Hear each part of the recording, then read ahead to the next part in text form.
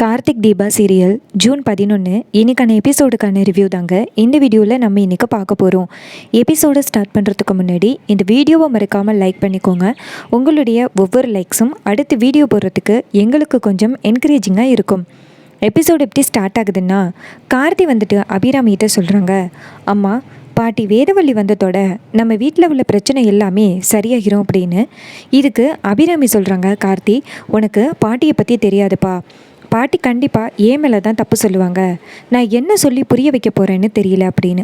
அதுக்கு கார்த்தி சொல்கிறாரு, அம்மா எல்லாத்தையும் நான் பார்த்துக்கிறேன் அப்படின்னு. அபிராமியும் சரிப்பா, நீ இருக்கிற தைரியத்தில் தான் நானும் இப்படி அமைதியாக இருக்கேன் அப்படின்னு. அதுக்கப்புறமா அபிராமி நேராக அவங்க அருணாச்சலத்துக்கிட்ட சொல்கிறாங்க, என்னங்க இன்னைக்கு எங்கள் அம்மா வந்த பிறகு என்ன நடக்க போகுதுன்னு தெரியல அப்படின்னு. அதுக்கு அருணாச்சலம் சொல்கிறாரு, இங்கே பாரு, அத்தையை பற்றி எனக்கு நல்லாவே தெரியும். அத்தை சரியான டெரர் பீஸு. ஏற்கனவே அவங்க வீட்டுக்கு போயிருந்தப்போ செம்மையை லெஃப்ட் அண்ட் ரைட் வாங்கினாங்க இந்த ஐஸ்வர்யாவை. ஆனால் இப்போ வேற இவ்வளோ பெரிய தப்பு பண்ணியிருக்கா. கண்டிப்பாக வேதவள்ளி பாட்டி வந்ததோட ஐஸ்வர்யாவுக்கு தான் அறவில போகுது அப்படின்னு. அதுக்கு அபிராமி சொல்கிறாங்க, எனக்கு மட்டும் ஆசையா என் மருமக அடி வாங்குவா அப்படின்னு. எனக்கு கொஞ்சம் கஷ்டமாக தான் இருக்குது. ஆனால் அம்மா வேதவள்ளி அம்மா ஐஸ்வர்யாவுக்கு ஏதாவது சொல்லி புரிய வச்சா மட்டும்தான் ஐஸ்வர்யா புரிஞ்சுப்பா அப்படின்னு. இது கேட்டுட்டு அருணாச்சலம் சொல்கிறாரு, நானும் அதை தான் எதிர்பார்க்குறேன், கண்டிப்பாக அவள் புரிஞ்சுப்பான்னு நினைக்கிறேன் அப்படின்னு அருணாச்சலம் சொல்கிறாரு. இன்னொரு பக்கம் அருண் ஐஸ்வர்யா கிட்ட சொல்கிறாரு, இங்கே பாரு, எல்லாரும் சொன்னதுனால தான் உன்னை நான் மறுபடியும் இந்த வீட்டுக்குள்ளே விட்டுருக்கேன். அதுவும் முக்கியமான ஒரு காரணம் மட்டும்தான். எங்கள் பாட்டி வீட்டுக்கு வராங்க, அந்த நேரத்தில் நீ இந்த வீட்டில் இல்லைன்னா எங்கள் அம்மாவுக்கு தான் கெட்ட பேர். அதோட கல்யாண நாள் அன்னைக்கு எல்லாருமே ஜோடியாக ஆசீர்வாதம் வாங்கணும் அப்படின்னு எங்கள் அம்மா ஆசைப்பட்டாங்க. அதனால தான் நான் உன்னை இந்த வீட்டுக்கு கூட்டிகிட்டு வந்தேன். இல்லைன்னா நீ இந்த வீட்டுக்குள்ளே வரத்துக்கு வாய்ப்பே கிடையாது அப்படின்னு. இதை கேட்டுட்டு ஐஸ்வர்யா சொல்கிறாங்க, என்னங்க நான் தெரிஞ்சோ தெரியாமலோ உங்களுடைய பாசத்தை ஜெயிக்கிறதுக்காக அப்படி ஒரு பொய்யை சொல்லிட்டேன். ஆனால் உங்களை ஏமாற்றணும்னு நான் நினைக்கலைங்க. நீங்கள் என் மேலே ரொம்ப பாசமாக இருப்பீங்க அப்படின்னு நினச்சிதான் நான் அப்படி சொன்னேன் அப்படின்னு. இதை கேட்டுட்டு அருண் சொல்கிறாரு, இங்கே பாரு, குழந்தை இருக்குது அப்படின்னு பொய் சொல்கிறது எவ்வளோ பெரிய குற்றம் தெரியுமா? நான் எவ்வளோ ஆசையோடு இருந்தேன்னு உனக்கு தெரியும்ல. உனக்கு குங்குமப்பூ கொண்டாந்து கொடுத்தேன், உனக்கு என்ன வேணும் என்ன வேணாம் அப்படின்னு பார்த்து பார்த்து செஞ்சேன். இது எல்லாத்துக்குமே உன் மேலே உள்ள பாசம்தான் காரணம். ஆனால் நீ என்னைக்கு இப்படிப்பட்ட ஒரு பொய்யை என்கிட்ட சொன்னேன்னு தெரிஞ்சிச்சோ அன்றைக்கே நான் உன்னை முழுசாக வெறுத்துட்டேன். உன் முகத்திலேயே முழிக்கக்கூடாது, உன் முன்னாடியே வரக்கூடாது அப்படின்னு நினச்சேன். ஆனால் அம்மாவுக்காக மட்டும்தான் உன்னை மறுபடியும் இந்த வீட்டுக்குள்ளே கொண்டு வந்திருக்கேன். நீ இதை மறுபடியும் மிஸ்யூஸ் பண்ணியன்னா கண்டிப்பாக இந்த வாட்டி டிவோர்ஸ் கொடுத்துருவேன் அப்படின்னு. இதை கேட்டுட்டு ஐஸ்வர்யா சொல்கிறாங்க, என்னங்க நான் தப்பு பண்ணிட்டேன், என் மனசாட்சி கண்டிப்பாக உறுத்துது தான், இதுக்கப்புறம் நான் எந்தவித தப்பும் பண்ண மாட்டேன் அப்படின்னு சொல்கிறாங்க. இதை கேட்டுட்டு அருண் சொல்கிறாரு, அதையும் பார்க்கலாம், நீ அடிக்கடி சொல்லுவியே தீபாவை பழி வாங்கணும், கார்த்தியை பழி வாங்கணும் அப்படின்னு. அந்த மாதிரி எண்ணத்தோட இனிமேல் இந்த வீட்டுக்குள்ளே இருக்காத, உன்னுடைய எண்ணம் எல்லாத்தையும் இப்போவே குழி தோண்டி புதைச்சிரு அப்படின்னு. இதை கேட்டுட்டு ஐஸ்வர்யா சொல்கிறாங்க, என்னங்க நீங்கள் சொன்ன மாதிரி இனிமே தீபாவோட விஷயத்துலையும் கார்த்தியோட விஷயத்துலையும் நான் தலையிட மாட்டேன். இது நான் உங்களுக்கு பண்ணி கொடுக்குற சத்தியம். ஒருவேளை நான் அப்படி தலையிட்டு ஏதாவது பெரிய பிரச்சனை ஆகுனுச்சுன்னா நானே உங்களுடைய விவாகரத்து கடிதத்தில் கையெழுத்து போட்டு கொடுத்துட்டு இந்த வீட்டை விட்டு போயிடுறேன் அப்படின்னு. இதை கேட்டுட்டு அருண் சொல்கிறாரு, அதையும் நான் பார்க்குறேன் அப்படின்னு சொல்கிறாரு. அருண் அந்த இடத்துலேருந்து போனதோட ஐஸ்வர்யா நினைக்கிறாங்க, இதுக்கப்புறம் நம்ம அந்த கார்த்தி தீபாவோட விஷயத்தில் தலையிடக்கூடாது. அப்படி தலையிட்டால் கண்டிப்பாக நம்ம இந்த வீட்டுக்குள்ளே இருக்க முடியாதுன்னு தெரிஞ்சு போச்சு. நம்ம கொஞ்சம் இனிமேல் அமைதியாக தான் இருக்கணும் அப்படின்னு அந்த ஐஸ்வர்யா நினைக்கிறாங்க. அதுக்கப்புறமா ஐஸ்வர்யா ரூமில் இருக்கும் பொழுது அந்த ரியா வராங்க. அப்போ ஐஸ்வர்யா கேட்குறாங்க, என்னாச்சு ரியா அப்படின்னு. அப்போ ரியா சொல்கிறாங்க, அந்த கார்த்தி என்னை இந்த வீட்டை விட்டு அனுப்ப போகிறானா. கல்யாண நாள் அன்றைக்கி நான் இந்த வீட்டில் இருக்க மாட்டேன்னு அவன் தீபாட்ட சொல்லியிருக்கான். தீபா மீனாட்சி கிட்ட சொன்னதை நான் காதில் வாங்கினேன். அவன் என்னமோ பண்ண போகிறான், எனக்கு நீ ஹெல்ப் பண்ணுறியா அப்படின்னு. இதை கேட்டுட்டு ஐஸ்வர்யா சொல்கிறாங்க, இங்கே பாரு, இப்போதைக்கு என்னால் உனக்கு ஒரு ஹெல்ப்பும் பண்ண முடியாது. ஏன்னா என் புருஷன்கிட்ட நான் சத்தியம் பண்ணிட்டேன், தீபாவுக்கும் கார்த்திக்கும் எதிராக நான் எதுவுமே பண்ண மாட்டேன்னு சத்தியம் பண்ணிட்டேன். இந்த நேரத்தில் நான் உனக்கு ஹெல்ப் பண்ணேன்னா கண்டிப்பாக என் புருஷன் என்னை சும்மா விட மாட்டார் அப்படின்னு. இதை கேட்டுட்டு ரியா சொல்கிறாங்க, அக்கா நீங்கள் தான் எனக்கு துணையாக இருக்கீங்கன்னு நினச்சேன், கடைசியில் நீங்களே இப்படி கைவிரிக்கிறீங்களே அப்படின்னு. அதுக்கு ஐஸ்வர்யா சொல்கிறாங்க, என் நிலைமையை புரிஞ்சுக்கோ ரியா, நான் இப்போ தான் மறுபடியும் வீட்டுக்குள்ளே வந்திருக்கேன். மறுபடியும் ஏதாவது பிரச்சனையை உண்டாக்கணுன்னா கண்டிப்பாக அத்தை என்னை சும்மா விட மாட்டாங்க. நான் வீட்டுக்குள்ளே வந்ததோட அருண்கிட்ட என்ன தெரியுமா சத்தியம் பண்ணி கொடுத்தேன், தீபா கார்த்தியோட வாழ்க்கையில் இனிமேல் நான் தலையிட மாட்டேன். அப்படி நான் தலையிட்டேன்னா எனக்கு நீங்கள் விவாகரத்து கொடுங்க அப்படின்னு நான் சொல்லிட்டேன். ஒருவேளை நான் ஏதாவது மிஸ்டேக் பண்ணால் கண்டிப்பாக அருண் என்னை வீட்டை விட்டு துரத்துறதுல கொஞ்சம் கூட தயங்கவே மாட்டார். அதனால் ரியா, உன் பிரச்சனையை நீ பார்த்துக்கிறது நல்லது அப்படின்னு. அப்போ ரியா சொல்கிறாங்க, சரிக்கா அப்படின்னு சொல்லிட்டு வெளியில் போகிறாங்க. ரியா நினைக்கிறாங்க, சே இவ ஒருத்தி தான் நமக்கு சப்போர்ட்டாக இருந்தா, இப்போ கடைசியில் இவளும் இப்படி சொல்கிறாளே அப்படின்னு. அப்போ ரியா வந்துட்டு நேராக அவங்க ரூமுக்கு போகிறாங்க. அங்கே போனதோட ரியா வந்துட்டு கோவமாக உட்காந்துருக்காங்க. அப்போ அந்த இடத்துக்கு ஆனந்த் வராரு. ஆனந்த் வந்துட்டு, என்ன ரியா உன் முகமே சரியில்லை அப்படின்னு. அதுக்கு ரியா சொல்கிறாங்க, என்னங்க நீங்கள் பாட்டுக்கு அமைதியாக இருக்கீங்க, அத்தை என்ன சொன்னாங்கன்னு தெரியுமில்ல, கல்யாண நாள் அன்னைக்கு எல்லாருமே ஜோடி ஜோடியாக ஆசீர்வாதம் வாங்கணுமா. ஆனால் நான் ஆசீர்வாதம் வாங்க வரேன்னு சொல்கிறதுக்கு நீ என் காலில் விழக்கூடாது, மீனாட்சி தான் என் மருமக, நீ வந்து குடும்பத்தை கெடுக்க வந்தவ அப்படின்னு சொல்லி என்னை ரொம்ப அவமானப்படுத்துகிறாங்க அப்படின்னு ரியா சொல்கிறாங்க. இதை கேட்டுட்டு ஆனந்த் சொல்கிறாரு, இங்கே பாரு, நடந்தது எல்லாத்தையுமே மறந்துடு. உனக்கு நல்லாவே தெரியும்ல, மீனாட்சி என்னைக்கே தாலியை கைட்டி தூக்கி வீசினாலோ அன்னைக்கே அவளுக்கும் எனக்கும் சம்மந்தம் இல்லை அப்படின்னு ஆகிருச்சு. இதுக்கப்புறம் நீ ஏன் கவலைப்படுற, நான் இருக்கேன் உனக்கு. கல்யாணத்தன்னைக்கு நீயும் நானும் மட்டும்தான் அம்மாவோட காலில் விழுந்து ஆசீர்வாதம் வாங்குவோம், அதை நீ பார்க்க தான் போகிற அப்படின்னு. அப்போ ரியா சொல்கிறாங்க, என்னங்க நான் சொல்கிறது உங்களுக்கு புரியுதா இல்லையா, இன்றைக்கி அந்த தீபா மீனாட்சிக்கிட்டே பேசிக்கிட்டு இருந்ததை காதலை வாங்கினேன். அந்த தீபா என்ன சொன்னா தெரியுமா, கல்யாண நாள் அன்னைக்கு நான் இந்த வீட்டில் இருக்க மாட்டேனா, என்னைய இந்த வீட்டை விட்டு அனுப்பிட்டு மீனாட்சி ஆனந்தை ஒன்றா நிற்க வச்சு அபிராமியோட காலில் விழுந்து ஆசீர்வாதம் வாங்க வைப்பேன்னு அந்த கார்த்தி சொல்லியிருக்கான்.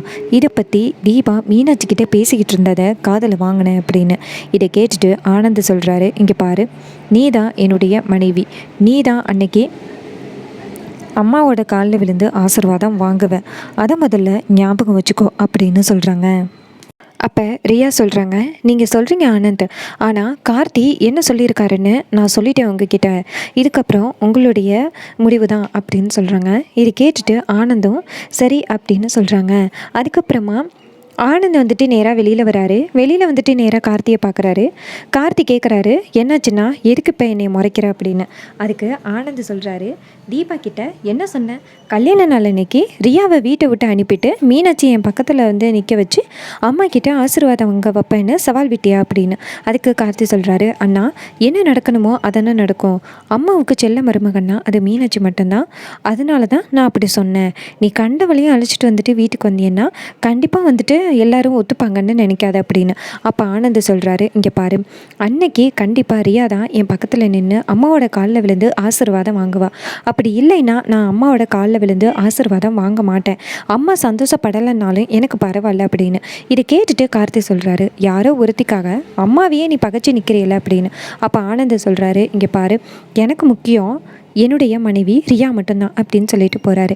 அப்போ நம்ம தீபா வராங்க. தீபா வந்துட்டு கார்த்திக்கிட்ட, கார்த்திக் சார் என்னாச்சு அப்படின்னு கேட்க, அப்போ கார்த்தி சொல்கிறாரு, அந்த ஆனந்த் வந்து ரொம்ப மோசமாக பேசுகிறாரு, இன்னுமே புரிஞ்சிக்காமல் பேசிக்கிட்டு இருக்காரு, அந்த ரியாவோட ஹஸ்பண்ட் யாருன்னு கூட நான் ப்ரூவ் பண்ணிட்டேன், இன்னுமே நம்பாமல் இருக்காருன்னா அவர்கிட்ட நான் என்ன தான் சொல்லி புரிய வைக்கிறது அப்படின்னு. அப்போ தீபா சொல்கிறாங்க, அதான் சார் எனக்கும் ஒரே குழப்பமாக இருக்குது, அந்த ரியாவோட ஹஸ்பண்டை கூட நான் ஆனந்த்கிட்ட முன்னாடி நிற்க வச்சு அவர் உண்மையை சொல்ல சொன்னேன், ஆனால் அப்போ கூட ஆனந்த் இதை கண்டுக்கவே மாட்டேங்கிறாரு, நம்ம என்ன பண்ணுறது அப்படின்னு. அதுக்கு கார்த்தி சொல்கிறாரு, நான் யோசிக்கிறேன் தீபா, சரி உங்கள் ஃப்ரெண்டு அம்முவை ஆனிவர்சரிக்கு கூப்பிட்டீங்களா அப்படின்னு. அப்போ தீபா சொல்கிறாங்க, கூப்பிடாமல் எப்போ சார் இருப்பேன், நான் அவளை கூப்பிட்டுட்டேன் சார் அப்படின்னு. இது கேட்டுட்டு கார்த்தியும், சரி அன்னைக்காவது உங்கள் ஃப்ரெண்டு அம்மாவை பார்க்க முடியுதான்னு நானும் பார்க்குறேன் அப்படின்னு.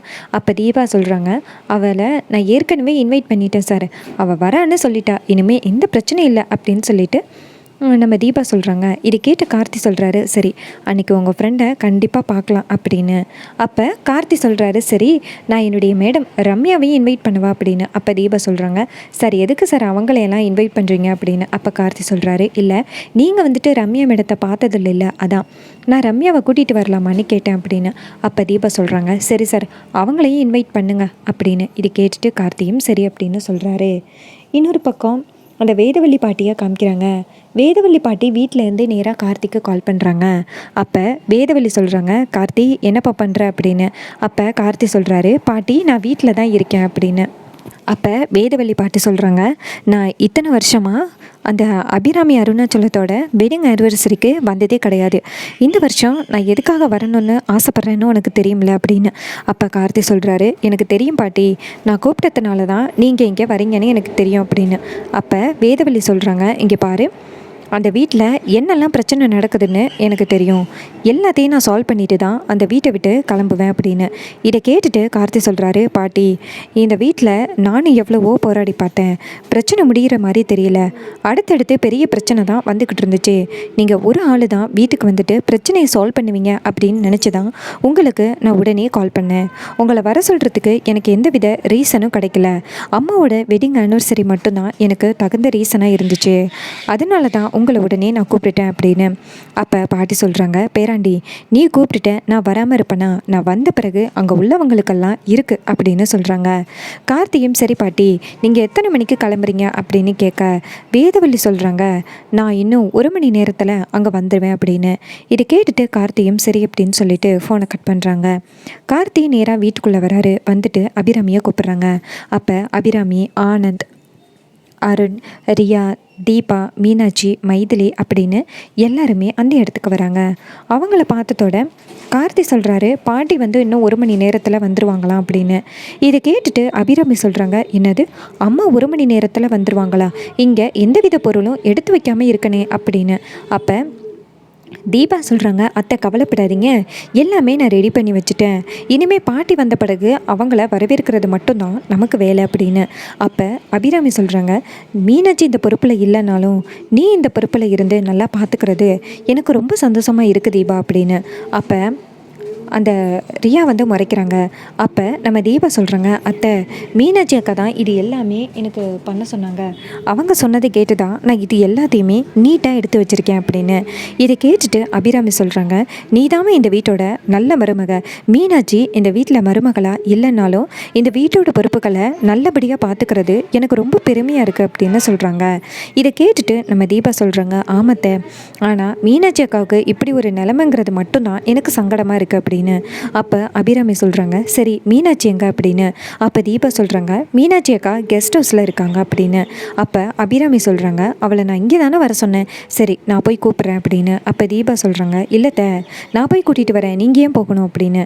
அப்போ அபிராமி சொல்கிறாங்க, இல்லை தீபா நான் வந்துட்டு கொஞ்சம் அவகிட்ட பேச வேண்டியது இருக்குது, நான் போயிட்டு வரேன் அப்படின்னு சொல்லிட்டு அந்த இடத்துலேருந்து கிளம்புறாங்க. அபிராமி நேராக நம்ம மீனாட்சியை போய் பார்க்குறாங்க. மீனாட்சி கேட்குறாங்க, அத்தை ஏன் இவ்வளோ தூரம் வந்திருக்கீங்க அப்படின்னு. அதுக்கு அபிராமி சொல்கிறாங்க, உன்னை கூப்பிட்றதுக்காக தான் வந்தேன் அப்படின்னு. அப்போ மீனாட்சி சொல்கிறாங்க, அத்தை தீபா கிட்ட சொல்லியிருந்தா நானே வந்திருப்பேன் அப்படின்னு. அதுக்கு அபிராமி சொல்கிறாங்க, அப்போ அபிராமி சொல்கிறாங்க, இங்கே பாருமா மீனாட்சி, உனக்கு நல்லாவே தெரியும் எல்லாரையும் விடையும் உன்னையே தான் எங்கள் அம்மாவுக்கு ரொம்ப பிடிக்கும். ஆனால் உன் வாழ்க்கை இப்படி இருக்குது அப்படின்னு கண்டிப்பாக அம்மாவுக்கு தெரிஞ்சிச்சுன்னா ரொம்ப கஷ்டப்படுவாங்க. அதனால் நீ வீட்டுக்கு வாமா, நீ இப்படி கெஸ்ட் ஹவுஸில் இருக்க வேணாம். இன்னும் நிறைய ரிலேஷன்லாம் வருவாங்க, அவங்கெல்லாம் எதுக்காக உன் பெரிய மருமக வீட்டை விட்டு வெளியில் போயிருக்கா அப்படின்னு தெரிஞ்சிச்சுன்னா அவங்க எல்லாருமே ரொம்ப மோசமாக பேசுவாங்க. அதனால் நீ எனக்காகவாவது நீ வீட்டுக்கு வாமா அப்படின்னு. இதை கேட்டுட்டு மீனாட்சி சொல்கிறாங்க, அத்தை உங்கள் ஒருத்தருக்காக மட்டும்தான் நான் இந்த வீட்டுக்குள்ளே வரேன் அப்படின்னு சொல்லிட்டு மீனாட்சி நேராக வீட்டுக்குள்ளே வராங்க. அப்போ டக்குன்னு அந்த இடத்துக்கு வாசலில் ரியா வந்து நிற்கிறாங்க. அப்போ அபிராமி கேட்குறாங்க, எதுக்கு நீ இங்கே வந்து நிற்கிற, தள்ளி போ அப்படின்னு. அப்போ ரியா சொல்கிறாங்க, இவ எதுக்கு வீட்டுக்குள்ளே வரா அப்படின்னு. அதுக்கு அபிராமி சொல்கிறாங்க, இவ இந்த வீட்டோட மருமக, இவ இந்த வீட்டுக்குள்ளே வரத்தில் உனக்கு என்ன பிரச்சனை அப்படின்னு. அதுக்கு ரியா சொல்கிறாங்க, இங்கே பாருங்கள், இவ தான் ஆனந்தி வேணாம் அப்படின்னு சொல்லிட்டு தாலியை கைட்டு தூக்கி வீசிட்டு போயிட்டால, அப்புறம் இவளுக்கும் இந்த வீட்டுக்கும் என்ன சம்மந்தம்? இவளை இந்த வீட்டுக்குள்ளே விடக்கூடாது, இந்த வீட்டுக்குள்ளே வரக்கூடாது. நான் தான் உங்ககிட்ட இன்றைக்கி ஆசீர்வாதம் வாங்குவேன். இத்தனை நாளும் இவ எப்படி இந்த வீட்டை விட்டு வெளியில் இருந்தாலோ அதே மாதிரி இவ இந்த வீட்டை விட்டு போயே ஆகணும் அப்படின்னு. இதை கேட்டுட்டு அபிராமி சொல்கிறாங்க, இங்கே பாரு, ஏதாவது பேசினேன்னா அவ்வளோதான் அப்படின்னு. அப்போ அந்த இடத்துக்கு ஆனந்த் வராரு. ஆனந்த் வந்துட்டு என்னாச்சு அப்படின்னு கேட்க, அப்போ அபிராமி சொல்கிறாங்க, இங்கே பாரு ஆனந்த், மீனாட்சி இந்த வீட்டுக்குள்ளே வரக்கூடாதான், இந்த ரியா ரொம்ப ஓவராக பேசுகிறா அப்படின்னு. அப்போ ஆனந்த் சொல்கிறாரு, ஆமாம், மீனாட்சி தான் நான் வேணான்னு சொல்லிட்டு போயிட்டால, அவள் வேறு யாரையோ கல்யாணம் பண்ண போகிறா, ப்ளஸ் எனக்கு விவாகரத்து நோட்டீஸும் கொடுத்துருக்கா. இவ்வளோ இருக்கையில் இவன் இந்த வீட்டுக்குள்ளே வரத்துக்கு கொஞ்சம் கூட அருகதையே இல்லை, உங்களுக்கு தெரியலையாம்மா அப்படின்னு. அப்போ ரியா சொல்கிறாங்க, அப்படி சொல்லுங்கள் ஆனந்த், இந்த மீனாட்சி இந்த வீட்டுக்குள்ளே வந்தால் நான் இந்த வீட்டுக்குள்ளே இருக்க மாட்டேன் அப்படின்னு. அப்போ மீனாட்சி சொல்கிறாங்க, அத்தை பார்த்தீங்களா, கண்டவளும் பேசுகிற மாதிரி இருக்குது, இதுக்கு நான் இந்த வீட்டுக்குள்ளே வர முடியாதுன்னு சொன்னேன் அப்படின்னு. அப்போ ஆனந்த் சொல்கிறாரு, அம்மா, இவன் இந்த வீட்டுக்குள்ளே வந்தால் நான் ரியாவை கூட்டிக்கிட்டு இந்த வீட்டை விட்டு போயிடுவேன், அப்புறம் இந்த குடும்பம் ஒத்துமையாக இருக்காது, தெரியும்ல உங்களுக்கு அப்படின்னு. இதை கேட்டுட்டு அபிராமிக்கு எதுவுமே சொல்ல முடியலை. அபிராமி ரொம்ப சோகமாக மீனாட்சியை வீட்டு வாசல்லையே விட்டுட்டு நேராக வீட்டுக்குள்ளே போகிறாங்க.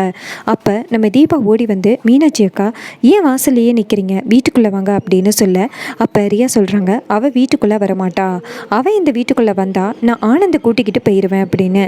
இதை கேட்டுட்டு தீபா சொல்கிறாங்க, உனக்கு இருக்குடி, இன்னைக்கு பாட்டி வரட்டும் அப்படின்னு சொல்லிட்டு தீபா அந்த இடத்துலேருந்து போகிறாங்க. இன்னொரு பக்கம் நம்ம ஐஸ்வர்யா வராங்க.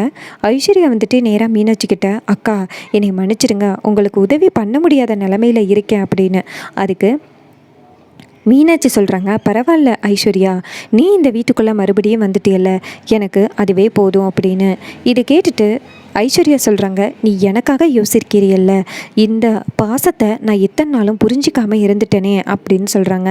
இதை கேட்டுட்டு ஐஸ்வர்யா சொல்கிறாங்க, மீனாட்சி சொல்கிறாங்க, இங்கே பாருமா, நீ நல்லபடியாக இந்த வீட்டுக்குள்ளே வந்துட்டல்ல, நீ போயிட்டு இந்த வீட்டை நல்லபடியாக பார்த்துக்கோ, இதுக்கப்புறம் பொய் சொல்கிற வேலையெல்லாம் வச்சுக்காத, அருண் உன் மேலே அவ்வளோ உயிராக இருக்காரு அப்படின்னு. இதை கேட்டுட்டு அந்த ஐஸ்வர்யாவும் ஆமாம் அப்படின்னு சொல்கிறாங்க. அந்த நேரத்தில் ஒரு கார் வந்து நிற்கிது. அந்த கார்லேருந்தே வேதவள்ளி இறங்குறாங்க. அப்போ எல்லாருமே ஓடி போய் வேதவள்ளியை வரவேற்கிறாங்க. மீனாட்சி வீட்டுக்குள்ளே இருக்காங்க. வீட்டுக்கு வெளியில் நிற்கிறாங்க. வேதவள்ளி வீட்டுக்குள்ளே வர தீபா போயிட்டு வேதவள்ளிக்கு ஆரத்தியே எடுக்கிறாங்க. வேதவள்ளி வீட்டுக்குள்ளே வராங்க. வீட்டுக்குள்ளே வந்ததோட நேராக எல்லாரையும் பார்த்துட்டு, எல்லாரும் எப்படி இருக்கீங்கடா அப்படின்னு விசாரிக்கிறாங்க.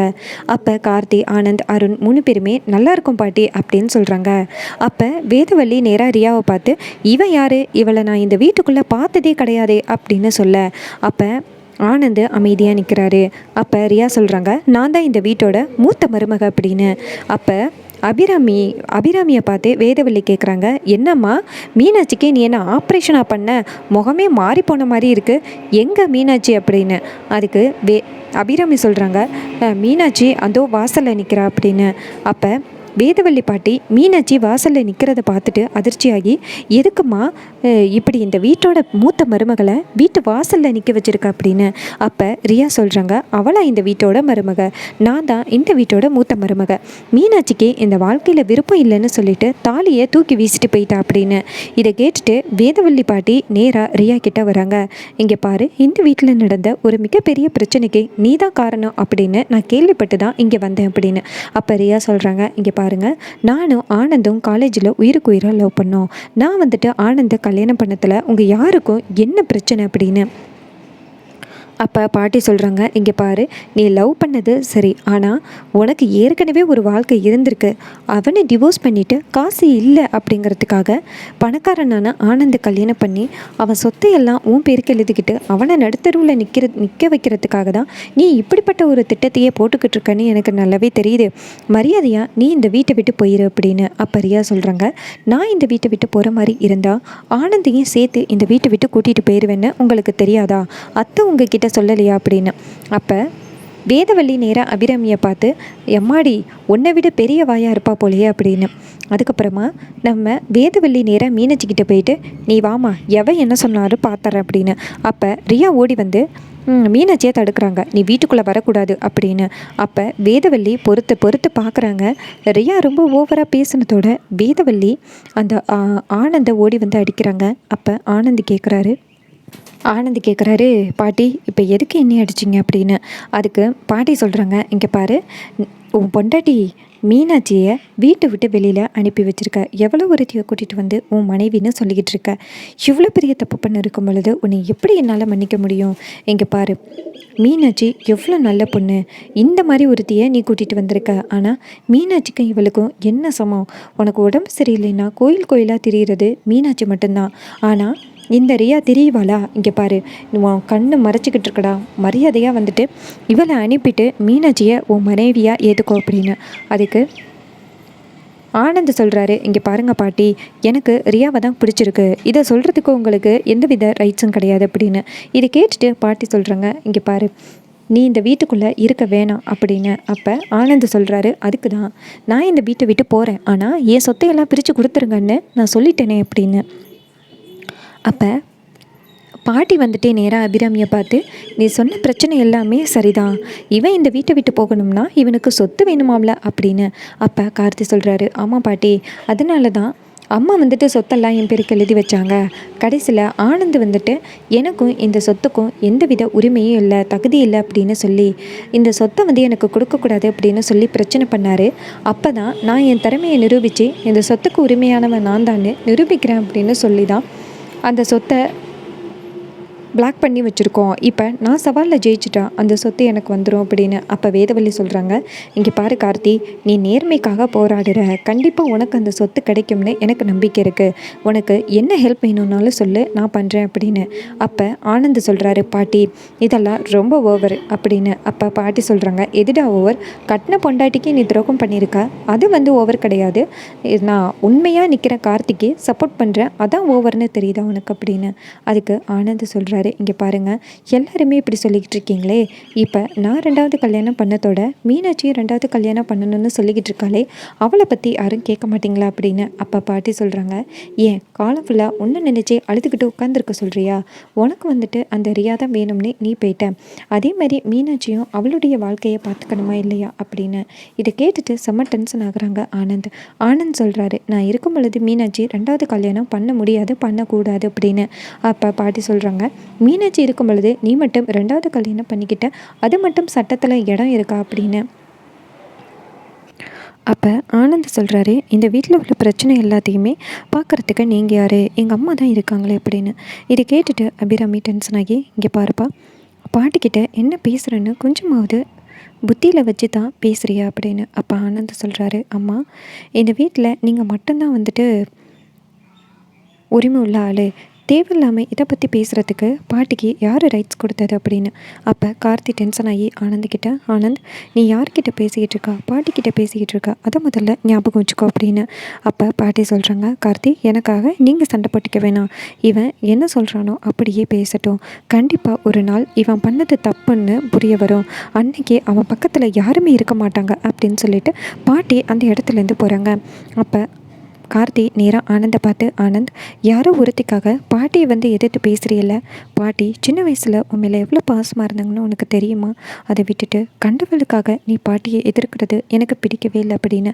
அப்போ ஆனந்த் சொல்கிறாரு, கார்த்தி, இது என்னுடைய வாழ்க்கை, என் வாழ்க்கையில் தலையிறதுக்கு உங்கள் எல்லாருக்கும் யார் உரிமை கொடுத்தா அப்படின்னு சொல்லிட்டு ஆனந்த் அந்த இடத்துலேருந்து போகிறாரு. அப்போ பாட்டி அவங்க ரூமில் சோகமாக உட்காந்துருக்காங்க. அப்போ கார்த்தி போயிட்டு நேராக பாட்டிக்கிட்ட, பாட்டி, நான் வர சொன்னதுனால தான் நீங்கள் வந்தீங்க, என்னால் தான் ஆனந்த் உங்களை ரொம்ப மோசமாக பேசிட்டான், என்னை தயவு செஞ்சு மன்னிச்சிருங்க அப்படின்னு. அப்போ பாட்டி சொல்கிறாங்க, இங்கே பாருப்பா கார்த்தி, அவன் கண்டிப்பாக புத்தி இல்லாமல் பேசுகிறான்னு மட்டும் நல்லாவே தெரியுது, நீ எதுக்கும் கவலைப்படாத, அவன் அப்படி பேசிட்டான்னு நான் துவண்டு போகிற ஆளெல்லாம் கிடையாது, இந்த வீட்டில் உள்ள பிரச்சனை எல்லாத்தையுமே சரி பண்ணிவிட்டு மட்டும்தான் நான் இந்த வீட்டில் விட்டு போவேன். அபிராமி, அருணாச்சலம் எவ்வளோ சோகமாக இருக்காங்க, எனக்கு பார்க்கவே ரொம்ப சங்கடமாக இருக்குது, என் குடும்பத்தில் இப்படிப்பட்ட ஒரு பிரச்சனையானு நினைக்கும் பொழுது எனக்கு கஷ்டமாக இருக்குது, இந்த புத்தி ஆனந்துக்கு எங்கேருந்து வந்துச்சுன்னே புரியல அப்படின்னு. அப்போ தீபா அந்த இடத்துக்கு வராங்க. தீபா வந்துட்டு சொல்கிறாங்க, பாட்டி, இதுக்கும் ஆனந்துக்கும் எந்தவித சம்மந்தமும் இல்லை, அந்த ரியா தான் கண்டதையும் சொல்லி ஆனந்தை ஏமாற்றிட்டா, இல்லைன்னா ஆனந்த் ரொம்ப விவரமாக இருப்பார் அப்படின்னு. அப்போ நம்ம பாட்டி கேட்குறாங்க, என்ன தான் வந்து அப்படி இருந்தாலும் அவனுக்கு சொந்த மூளை இல்லையா? சொந்த மூளை இருந்து பேச மாட்டானா? அவனுக்கு சொந்த மூளை இருந்துச்சுன்னா அவன் இப்படி பேசியிருக்கிறதுக்கு வாய்ப்பே கிடையாது. மீனாட்சியை பார்த்தா எனக்கு ரொம்ப சங்கடமாக இருக்குது. அவங்க அம்மா அப்பாவுக்கு அபிராமி என்ன பதில் சொல்லுவா? கழுத்தில் தாலி இல்லாமல் பார்க்கும்போது எனக்கு ரொம்ப சங்கடமாக இருக்குது அப்படின்னு ரொம்ப ஃபீல் பண்ணுறாங்க நம்ம அபிராமி. அப்புறம் பாட்டி கேட்குறாங்க, சரி என்ன கார்த்தி, ஏதோ தீபாவோட லைஃப்லையும் ஏதோ பிரச்சனைன்னு சொன்னேன், தீபா ஏதோ பைத்தியம் மாதிரி நடந்துக்கிட்டா அப்படின்னு அபிராமி ஒரு தடவை கால் பண்ணி சொன்னால் என்ன தான் நடந்துச்சு அப்படின்னு அப்போ கார்த்தி சொல்கிறாரு, பாட்டி அதான் எனக்கும் ஒன்றும் புரியல. அன்றைக்கி ஒரு நாள் அவங்க ஃப்ரெண்டு அம்முன்னு சொல்லிட்டு ஒருத்தவங்க வீட்டுக்கு வந்தாங்க. அவங்க தான் ஏதோ ஒரு விஷயத்த தீபாவுக்கு கலந்து ஜூஸில் கொடுத்துருக்காங்க. இதனால தான் அவங்களுக்கு இப்படிப்பட்ட ஒரு நிலைமையாயிட்டு. அப்புறம் மீனாட்சி அக்கா வந்துட்டு அந்த அம்மு வீட்டுக்கு ஒரு நாள் போனாங்க. அப்போ தீபா கையில் அதிகமாக அடிபட்டிருக்கிறத பார்த்துட்டு அவங்க ஒரு மாத்திரை ஒரு ஃபோட்டோ எடுத்து அனுப்பிவிட்டாங்க. அப்போ அவங்க கையில் உள்ள அந்த பட்டர்ஃப்ளை டேட்டூவை பார்த்தேன். நான் என் கம்பெனியில் வந்துட்டு ரம்யாங்கிற மேடம் இருக்காங்க, அவங்களோட கையிலையும் நான் பட்டர்ஃப்ளை டேட்டூவை பார்த்தேன். எனக்கு என்னமோ 2 பேரும் ஒரே ஆளாக இருப்பாங்களோன்னு ரொம்ப நாளாக சந்தேகமாக இருக்குது அப்படின்னு. அப்போ பாட்டி கேட்குறாங்க, நீ ஏன் அந்த அம்மு நேரடியாக பார்த்தானே அப்படின்னு. அப்போ கார்த்தி சொல்கிறாரு, அதான் நான் பார்க்கலான்னு அன்றைக்கி நான் ட்ரை பண்ணேன். அப்போ திடீர்னு அப்பாவுக்கு ஆக்சிடெண்ட் ஆகிட்டு அப்படின்னு ஃபோன் வந்துச்சு. உடனே நான் அப்பாவை கூட்டிகிட்டு வரத்துக்காக போயிட்டேன். அந்த நேரத்தில் அம்மு வீட்டுக்கு வந்துட்டு போயிருக்காங்க. ஆனால் என்னால் அம்மு பார்க்க முடியல. எனக்கு என்னமோ அந்த அம்மாவும் ரம்யாவும் தான் தீபாவோட இந்த அடுத்தடுத்த பிரச்சனைகளுக்கு காரணமாக இருப்பாளோன்னு தோணுது அப்படின்னு. அப்போ பாட்டி சொல்கிறாங்க, சரி நான் உன்கிட்ட அதுக்கு ஒரு ஐடியா சொல்கிறேன், அதன்படி நடக்கிறியா அப்படின்னு. இது கேட்டுட்டு கார்த்தி சொல்கிறாரு, சொல்லுங்கள் பாட்டி அப்படின்னு. அப்போ பாட்டி சொல்கிறாங்க, இங்கே பாரு, நம்ம தீபா இனிமேல் அடுத்த தடவை அம்முவை பார்க்க போனால் அந்த அம்முவோட ஃபோட்டோவை மட்டும் எடுத்துகிட்டு வர சொல்லு அப்படின்னு. இதை கேட்டுட்டு கார்த்தி சொல்கிறாரு, சரி பாட்டி கண்டிப்பாக நான் ஃபோட்டோ எடுத்துகிட்டு வர சொல்கிறேன் அப்படின்னு. இன்னொரு பக்கம் பாட்டி சொல்கிறாங்க, அதுக்கு அந்த தீபாவை இப்போவே அனுப்பு, அந்த அம்முவை இன்வைட் பண்ண சொல்லு, வெட்டிங் ஆனிவர்சரிக்கு நேரடியாக போய் இன்வைட் பண்ணும் பொழுது அவளுடைய ஃபோட்டோவை பார்த்துடலாம்ல அப்படின்னு. இதை கேட்டுட்டு கார்த்தி சொல்கிறாரு, இதை பற்றி நான் யோசிக்காமல் இருந்துட்டேனே பாட்டி, சரி நான் உடனே தீபா கிட்டே போய் சொல்கிறேன் அப்படின்ட்டு கார்த்தி நேராக தீபாவை போய் பார்க்குறாரு. அப்போ தீபா கேட்குறாங்க, சொல்லுங்கள் சார் என்னாச்சு அப்படின்னு. அப்போ கார்த்தி சொல்கிறாரு, தீபா வெட்டிங் ஆனிவர்சரிக்கு அம்மாவை கூப்பிட்டியா அப்படின்னு. அப்போ தீபா சொல்கிறாங்க, ஃபோனில் இன்வைட் பண்ண சார் அப்படின்னு. அப்போ கார்த்தி சொல்கிறாரு, என்ன தீபா உன்னுடைய பெஸ்ட்டு ஃப்ரெண்டு ஃபோனில் இன்வைட் பண்ணுறியா? நேரில் போய் இன்வைட் பண்ணாதானே நீட்டாக இருக்கும், வாங்க போயிட்டு வரலாம் அப்படின்னு. அப்போ தீபா சொல்கிறாங்க, இல்லை சார் நான் மட்டும் போயிட்டு வரேன், நீங்கள் ஏன் அங்கெல்லாம் வந்துக்கிட்டு அப்படின்னு.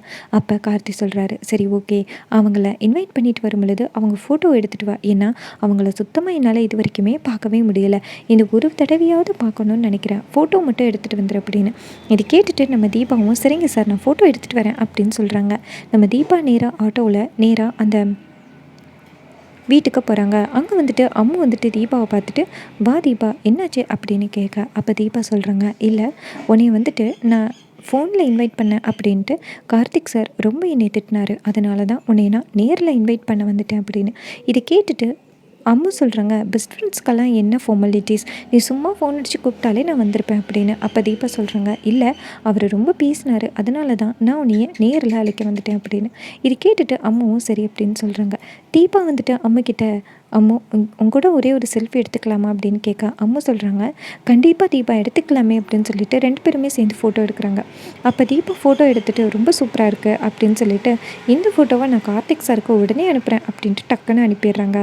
இதை பார்த்துட்டு அம்மு ஷாக் ஆகுறாங்க, எதுக்காக அவருக்கு அனுப்புனேன் அப்படின்னு. அப்போ தீபா சொல்கிறாங்க, நம்ம 2 பேருமே பெஸ்ட் ஃப்ரெண்ட்ஸ், இது வரைக்கும் கார்த்திக் சார் உன்னைய பார்த்ததே கிடையாது, அதனால தான் இந்த ஃபோட்டோ எடுத்து ஷேர் பண்ணேன் அப்படின்னு. இதை கேட்டுட்டு செம்ம ஷாக் ஆகுறாங்க அந்த ரம்யா சொல்கிறாங்க, இதுக்காக ஏன் ஃபோட்டோவை உன் ஹஸ்பண்டுக்கு ஷேர் பண்ண அப்படின்னு.